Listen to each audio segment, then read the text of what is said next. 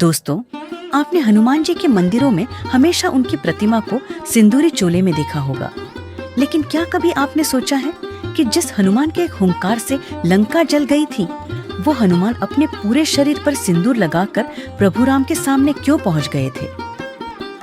आज शुभ संकल्प पर हम आपको सुनाएंगे पवन पुत्र की उस भोली और निस्वार्थ भक्ति की कहानी। एक सुबह हनुमान जी माता सीता के कक्ष में पहुंचे। उन्होंने देखा कि माता सीता अपने माथे पर लाल रंग का सिंदूर लगा रही हैं। वे पास गए और झुककर पूछा, हे माता, आप अपने मस्तक पर यह लाल द्रव्य क्यों लगा रही हैं? क्या ये कोई विशेष औषधि है? माता सीता ने उनके सिर पर हाथ फेरा और कहा, पुत्र हनुमान, यह सिंदूर है। सुहागिन स्त्रियां इसे अपने स्वामी की मंगल कामना के लिए लगाती हैं। इसे लगाने से मेरे स्वामी तुम्हारे प्रभु श्री राम की आयु लंबी होती है और वे सदा स्वस्थ और प्रसन्न रहते हैं। यह उनके प्रति मेरे प्रेम और सम्मान का प्रतीक है।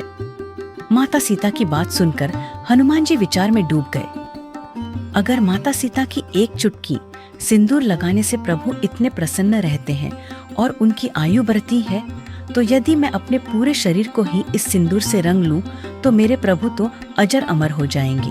वे हमेशा हमेशा के लिए सुखी हो जाएंगे। अगले ही पल हनुमान जी बाजार गए और वहां से सिंदूर लेकर आए। उन्होंने अपने पैरों से लेकर सिर तक सिंदूर के गाढ़े लेप से रंग लिया।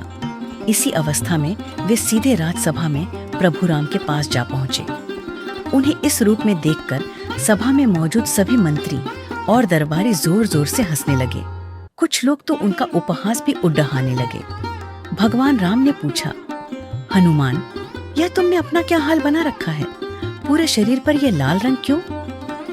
हनुमान जी ने हाथ जोड़कर बद्धे भोलेपन से कहा, प्रभु, माता सीता ने कहा कि चुटकी भर सिंदूर से आपकी आयु बढ़ती है।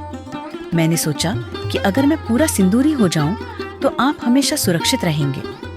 मेरे लिए आपकी खुशी से बढ़कर और कुछ नहीं है। हनुमान जी की यह बात सुनकर प्रभु राम की आंखों में आंसू आ गए। उन्होंने हनुमान को गले लगा लिया और कहा, हनुमान, तुम्हारे जैसा भक्त न इस संसार में हुआ है और न होगा। आज से जो भी भक्त मंगलवार को तुम्हें सिंदूर अर्पित करेगा, उसके जीवन के सारे कष्ट मैं स्वयं दूर करूंगा। तो भक्तों, आप भी इस मंगलवार हनुमान जी को सिंदूर चढ़ाएं और कमेंट में जय श्री राम लिखें। ऐसी ही कथाओं के लिए शुभ संकल्प को अभी सब्सक्राइब करें। जय श्री राम।